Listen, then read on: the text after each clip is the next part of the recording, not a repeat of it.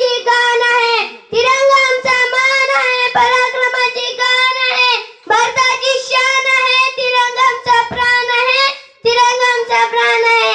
सर्वांना माझा नमस्कार. माझे नाव आदित्य गणेश गोडसे. आज मी तुम्हाला स्वातंत्र्य दिनाबद्दल काही चार शब्द सांगू इच्छिता. हे तुम्ही शांत चित्तेने ऐकून घ्यावे अशी माझी नम्र विनंती. आमच्या कार्यक्रमाचे अध्यक्ष आणि माझे गुरुजन वर्ग व माझ्या विद्यार्थी मित्रांनो, आपण सर्वप्रथम आपणा सर्वांना स्वातंत्र्य दिनाच्या हार्दिक हार्दिक शुभेच्छा. आपल्या मातृभूमीच्या ज्या थोरवीरांनी आपल्या प्राणांची आहुती दिली त्यांना माझे कोटी कोटी प्रणाम.